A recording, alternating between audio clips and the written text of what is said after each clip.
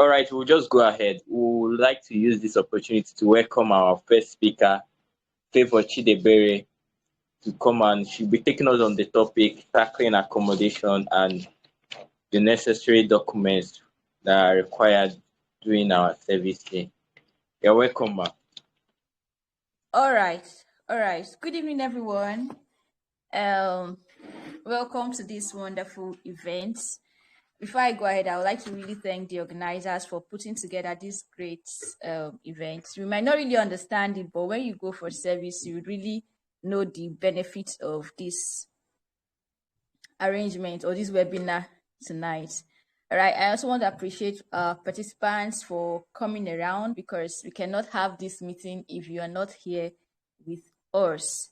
All right, we all know that it's very important to have knowledge about an activity you're about to embark on before you go into it. Of course, knowledge gives us edge. It gives us edge over people. All right, gives us edge over others. When you have knowledge of something, you know, it saves you a lot of things. It saves you stress and all that. All right, so like Emeka said, my name is Favor Chidebere and I wear a lot of caps.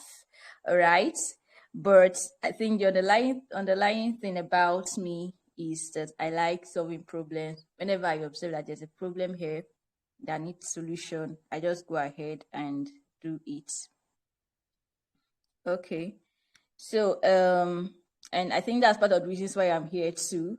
Okay, because towards the end of my service year, I decided to create a YouTube channel, and I was like, okay, maybe I could just be dropping some of my memories there. And then along the line, I observed that there are some things I didn't know about service here that excuse me, I just wanted to know about. And I was like, wait, I could still, you know, drop some information here, some videos that are highly informative that others, prospective core members, or even undergraduates can always come to see these videos, and it helps them prepare well for their service year. And that was why I started, I created a playlist in my channel, Grow with Favor. I created a playlist I called my NYSC Diary. And there I put a lot of videos, and of course, I'm sure that's part of the reason why Erika brought me to this place. All right, so yes, I'll be talking about accommodation, tackling accommodation challenges during your service year. Sincerely, accommodation experience has different phases. It can, you know, you can experience it this way, someone else can experience it the other way. But there are basically some things that are very common with accommodation. Okay, accommodation during service year. And why is it really a challenge? Okay, one of the reasons is because we know that 85% of persons that go for service are posted to places where we don't even know. We've never been to those places. If I'm saying something meaningful, can I get some response in the chat? Let me be sure I'm not just talking to myself, please. All right, so yes, that's part of the reasons why accommodation could be very challenging during service year. And the second thing is this: it's quite funny that if you go for service, of course, when I say most of us don't know, if you just go take the normal route of going for service, that's you know, you just after graduation or whenever, you just upload your documents and wait for NYSC to do the posting. You don't have a place you've worked out, you don't have anybody to work it for you, or you don't even want to, you might have, but you don't want to work it yourself. You find out that, for instance, you know, this period, we no longer get to choose where we go to for service. So that's why I said most of us don't know where we are going to. We just have to wait. A lot of us keep praying to God, God, I beg, they shouldn't post me to this particular place or the other. But normally, we don't have control of where we go to. All right. Secondly, that leads me to the second challenge. you don't really get to know where you will stay.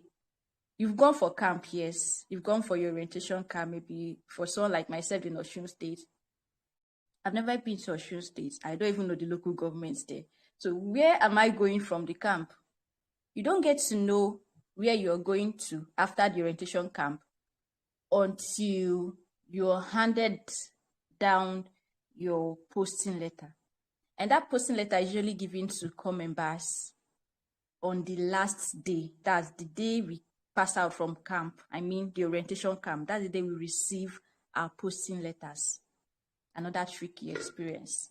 So you can only begin to plan for this accommodation after you have seen where you are going to. Whether it's a thick forest or a city, wherever they are sending you to, you only get to prepare for that place when you see your posting letter.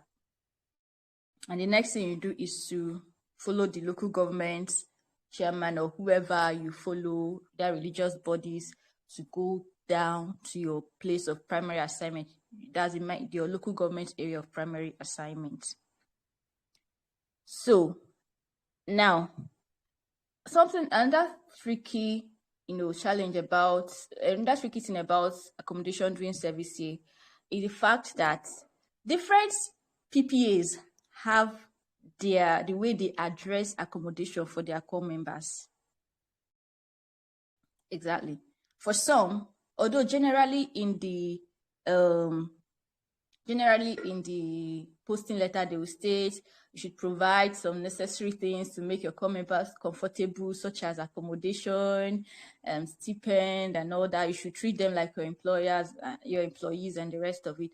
But then it's not actually compulsory, all right? Because there are places that don't offer accommodation. PP, I mean, where they've posted you to work in either a school, a hospital, secretariat, or wherever it is. So some do not provide accommodation. Remember, it varies from state to state, from local government to local government, from PPA to PPA. All right. So secondly, some don't. Remember, some don't rather, while some do. Now, among those that do, there are still people that they might tell you, we already have a place for you to stay. You just come and we'll give you the place. All right. You might meet people like that. Second, you might meet those that'll be like, we don't have a place for you, but we'll rent a place for you.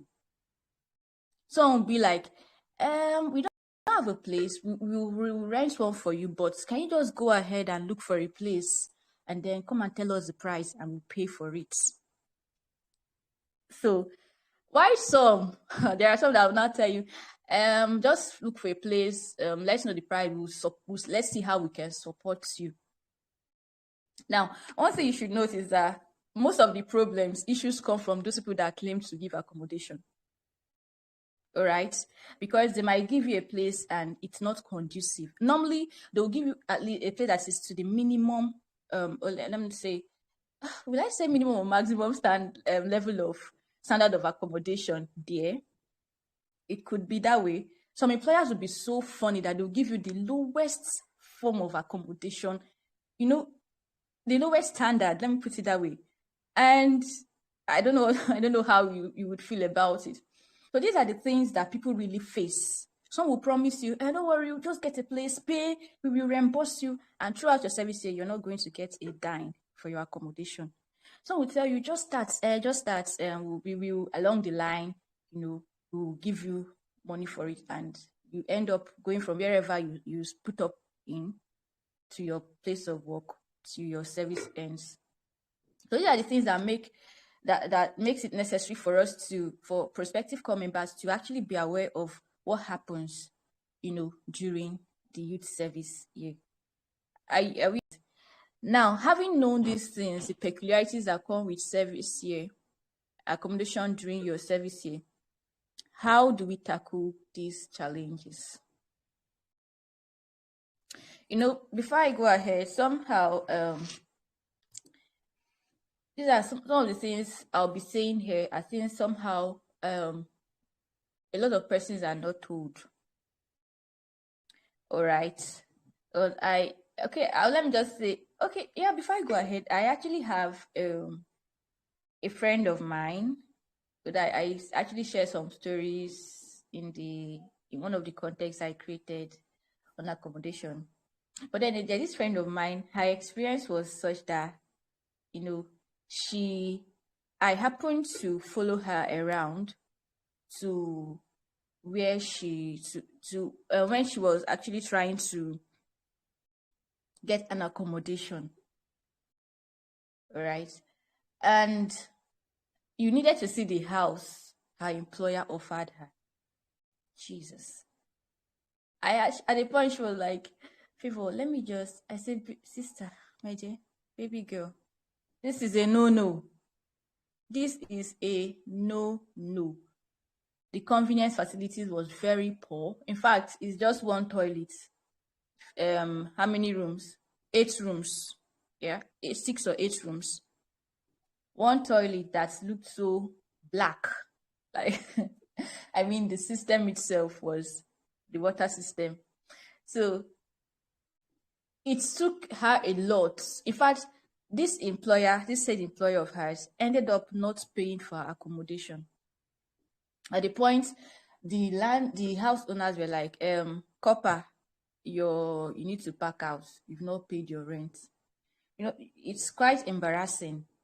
And the only thing that actually her saving grace was that she understands, because I served in Osun, Yoruba land. She understands Yoruba. She grew up in Lagos.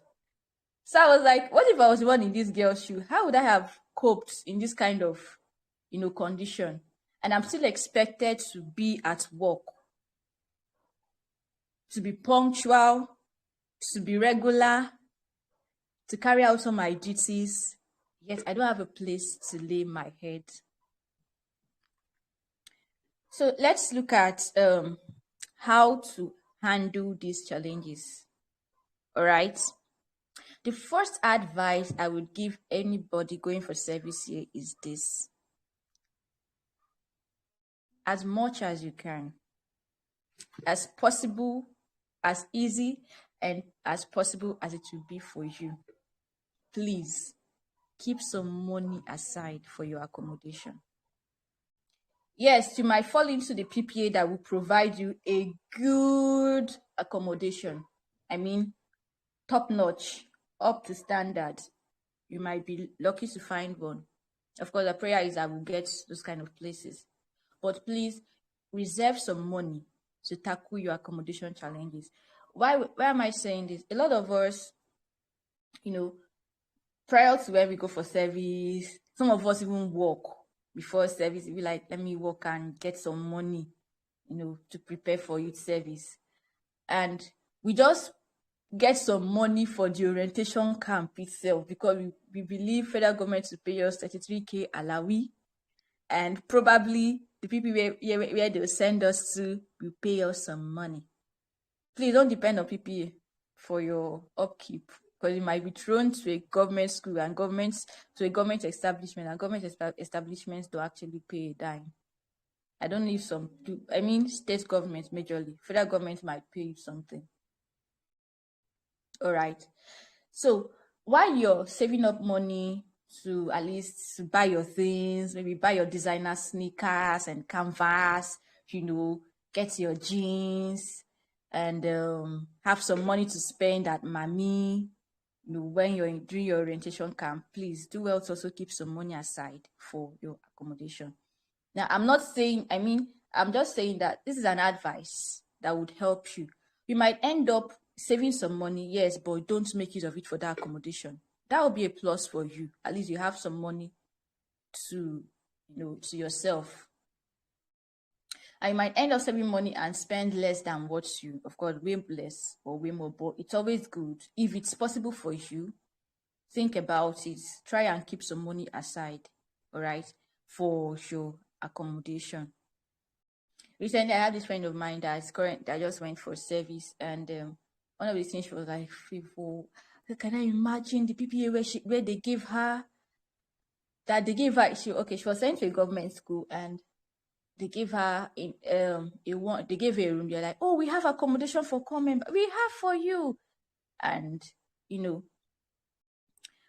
for us to go and make inquiry. The room, in that single room, there were 5 different core members in that same room. I went to say, they're like, sister, there's no space here. So, to avoid stories that touch the heart, in case you go there, you don't like the place, you go there, it's not to your taste, or they don't even provide at all, you will not be stranded. All right. Secondly, I will say, I would advise you ask questions. Someone who asks questions doesn't, in our own terms, we say we not miss road. You can't get lost. Okay, you would make less mistakes. You might not even make at all if you ask questions. So what do I mean? When you get to your local government of assignment, you will always either get to a secretariat, because you will go in group. You will not go alone, except you know that place very well. All right, so you go in the company of other people in your batch to the secretariat, and at the secretariat you find people there. At least you find your LGI, local government inspector. You will find your core members, liaison officer, your CLO, who is also a core member like you, but an older batch. If you follow some of these religious bosses like the National Christian Corpus Fellowship, of course, they'll take you first. They might take you first to the family house, and of course, there at the family house, you will always meet people. For the Muslims, they also have they might also have their family house where they go to. All right. So when you get there, because your PPA is already stated in your posting letter, all right, you ask. You can ask older core members there, please, this is where I was posted to. Who knows about this place? Because it's very rare to be in a PPA, to be posted to a place that has never had a core member. It's very rare, except that place just enrolled, under NYSC newly. But most times we are posted to places that people are already have served in or are already serving in. So let's communicate, let's ask questions, let's make inquiries from people that are. Don't go and follow don't make inquiries from your batch members, because we are all new to this place, all right? Except they have someone that served. Even if they have, it's best to ask someone who is currently serving in that local government. You ask them, please, how do you know about this place? Do you know how they handle accommodation? All right. I have one of my friends where she was posted to. She had this kind of rough, harsh employer. And what saved her was when she saw her posting letter, she asked questions. I think we were able to go for CDS first before she went to the place, one of those things. But I know she asked which questions, and people who were serving, they were like, come. In fact, it was very funny. Those guys actually went there, they were like, please, who did they post to our school? They observed it was a girl, say, babe, this man, you have to be careful with him. He's very trickish. He tells a lot of lies. He's not reliable at all.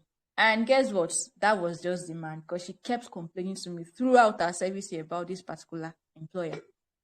So imagine if she didn't have first-hand information, or she just I know everything, I woke up, let's go.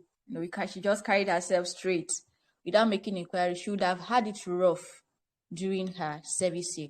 So ask, don't be afraid. Look, we are all done with school, we are all core members. Of course, we should know. I'm sure I am glad that part of the things we're discussing in this in this class, in this webinar, will be on communication skills, communicating as a core member. We need to learn to communicate with people. Okay, so when I asked questions, I was told that, oh, my PPA, this is how they do. They provide accommodation. It saved me a lot of stress.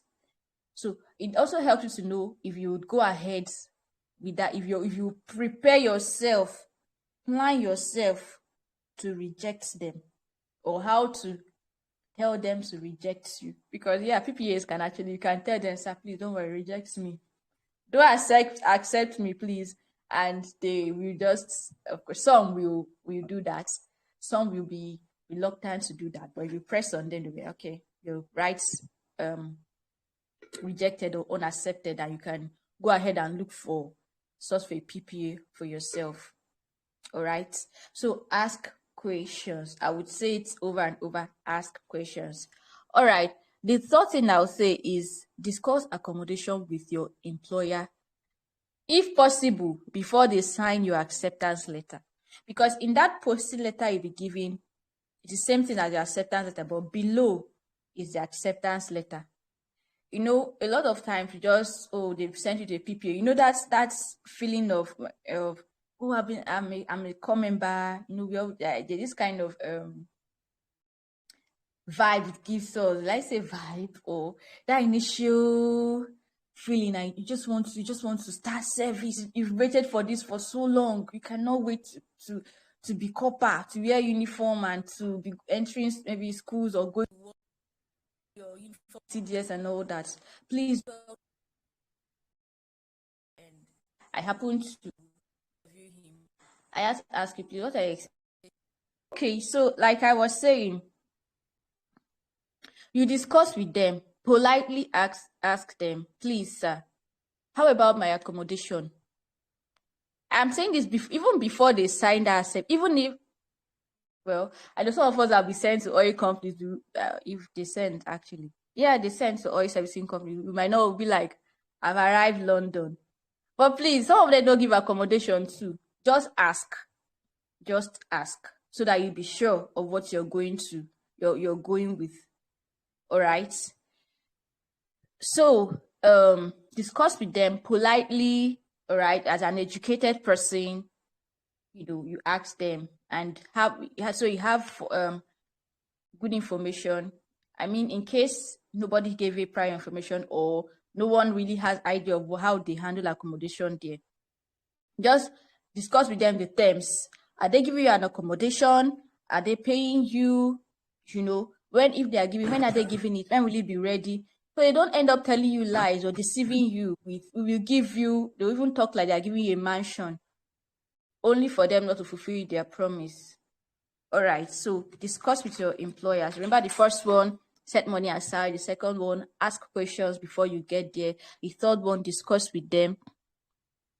And the fourth one, if after everything you're okay with the accommodation, fine, you can go ahead. Your problem has been solved. You don't have an issue. But if they say they are giving you one, please don't relax. Yeah. My PPA told me, would give you copper, don't worry. By the time you come back, your accommodation will be ready. I said, okay. I was happy. 1 month, I'm back. Don't worry, it will be ready. When are you starting work? I said, ma, what? You said, what did you say? And when are you starting? I said, ma, where am I going to stay? Said, don't worry, I'm working on it. That was what I heard. I'm working on it. 2 months. The next thing I heard was, there's this core member of ours that she's currently, when she passes out, you know. And funny enough, I'd already moved in with the lady because I felt for the students actually. So I had to press on them. I had to disagree with them for them to give me, attend to me and rent a place for me on that days. They did it immediately. All right, so that is it. But if you're going to have an accommodation, to reduce the cost, you can decide to pair with someone. Of course, do it at your own discretion. You don't just go hanging, putting up with anybody. All right, and that will help reduce the cost. Pairing with someone will help reduce the cost. Secondly, another option is that you can stay in an institutional home. Remember, I mentioned the religious bodies, institutional homes, such as religious bodies, NCCF having their family house, Muslims having their family house, some fellowships, Redeem might have their family house, some churches We even have family houses for their core members. You can stay in their headquarters. All those are institutional homes. But note that for every institutional home, there are rules guiding or binding all occupants of that place. So if you're going to put up there, you have to know the rules and make sure you are going to abide by those rules. All right. Another thing I would say is I would always advise you spend some nights at the secretariat or institutional home, or family house, let me use that one, before you leave on your own. Now, you are in a new environment. It's not advisable because I've said you can set money aside, you have money, you're well loaded. I heard maybe you kept like 150K for accommodation and you discover that accommodation is just, where I served, self-con is like 30K. And discover that self-con is like 30K. Man, I have 120,000 for my. It's chicken change. You don't just go and rent a place. I would advise you to stay in those places so you can inquire and know about the environment where you're going to live. So you don't make mistake falling into the hands of the wrong persons as house owners or as neighbors. Some buildings are quite cheap, but there is no water. They don't have electricity connection. And it's so cheap. And it will be at your own loss. All right. So ask questions, stay around, look at your environment a little, even if it's for just a week. Okay. Look at the environment before you go ahead and pay. If you're going to pay food to accommodation bills yourself, before you go ahead and rent a place, please make some background checks, some baseline studies. All right. Secondly, you can also ask them for okay, of course, it still touches the first one. Ask other core members. Remember the first one I said, that should be the sixth one I said is stay in the secretariat or family house for some days before you go ahead and rent. And when you're going to rent a place, ask for guidance, like I said, or they can help you look for a place. So one of them might even be there whose rent surpasses her period of stay there, or his or her, okay, and the person might want to give it for free. That's a plus for you. So I'm not saying you should go ahead looking for free things, but ask questions, let people guide you, all right, before you make the choice of a place where you will stay. So that would be all for now. I believe I've been able to give us some tips on how to tackle accommodation issues or challenges during our service year. So I don't know if anyone has questions to ask or something to say. All right. Thank you so much, Favor, for this session. Do we have questions? If you have a question, you can go ahead and unmute yourself. All right. Well, I think we all got what you were trying to tell us to reserve some money for the accommodation and don't depend on the PPA in case you get disappointed for accommodation. Ask questions and always discuss accommodation with our employers before signing the acceptance. And we should stay in the institutional home for some time before paying for a rent or putting our rent in. So thank you so much, Ma. I don't know, are you done? Do you have any other thing to tell us?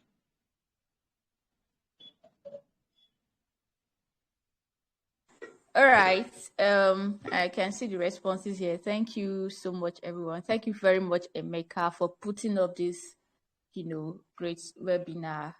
All right. So I would say, aside listening to this session, please let's all stay tuned to get the full benefit of the webinar because it's well loaded. All right. This is something a lot of us wished we had access to before we went for our service here. So that will be all for now. I've exhausted my points, and so I just wish us all the best of experience during our service year. I pray we don't get into issues, sorting out accommodation during our service year. All right. Thank you so much.